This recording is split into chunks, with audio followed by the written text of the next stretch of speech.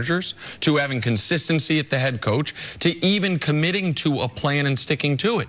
This offseason, they told their veterans, they told Kevin Love, we're trying to win right now. They told anyone that would listen, we think we can compete to make the playoffs this year, knowing that if they were to do that, they would lose their draft pick. They said, we don't care. We're trying to win right now. We think Colin Sexton can be an instant starter in this league.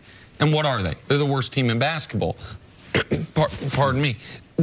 Go ahead, see. I got to. The reason why Cleveland, it's just hard for us to try to understand what they've done because they've just been so bad without LeBron. Like, we've seen no organization in no sport with a star be so successful and be at the top of the sport, and that athlete go away and come back.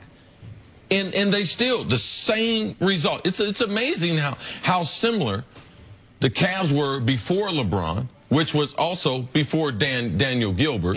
And when they lost LeBron to Miami, all the things that Gilbert said, LeBron forgets about it some type of way. LeBron's better than I would have. You know, I wouldn't have never been able to forget that.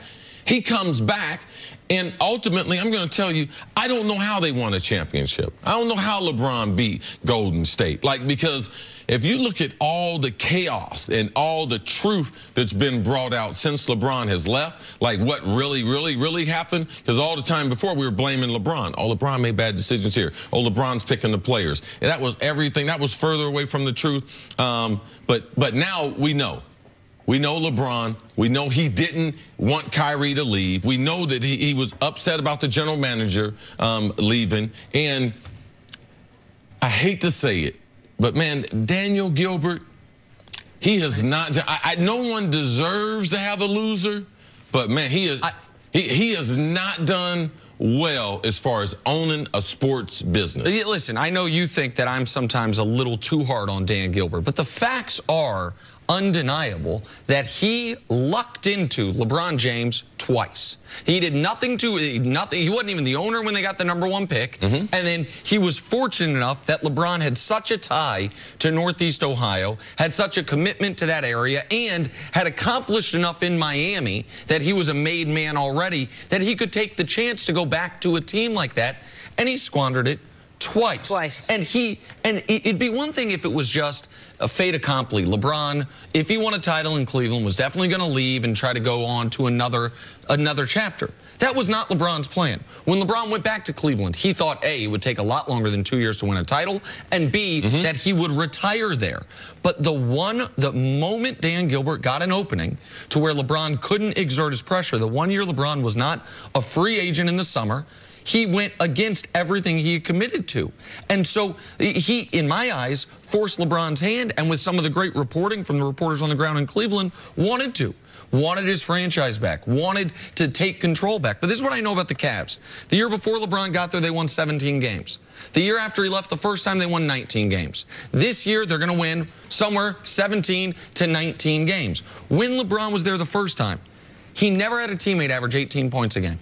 18. His best teammate in his first 7 years of his career was Mo Williams. After that, it was Big Z and Larry Hughes.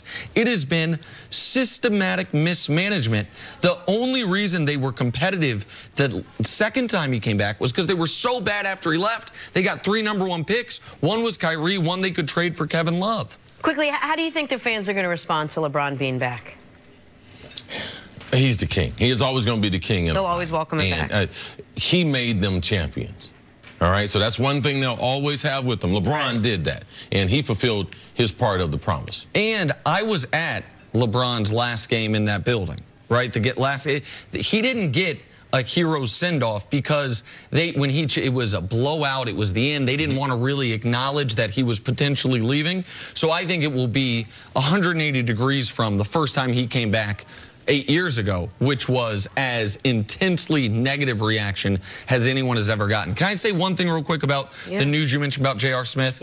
Listen, J.R. is going to be in the headlines this week for negative stuff. I just want to remind people, my pal J.R., 15 years in the league, 11th all-time in three-pointers, and that championship they won, if he doesn't hit those 2 huge shots in Game 7 to open the second half, they don't win that game. So JR now is in a different part of his career, but it has been a very solid NBA career with a championship and a 6th Man of the Year award, and I hope he catches on somewhere because it's not working out for him this year in Cleveland. JR very much appreciates that. Hey, coming up, any chance the Eagles can bounce back from their embarrassing loss to the Saints? What are you laughing at, Z? He's laughing at me. Next on First Things First. You got all these friends out there, see? I don't got Public many. service announcement. If you're an NBA team out there, I got a 3-point shooter for you.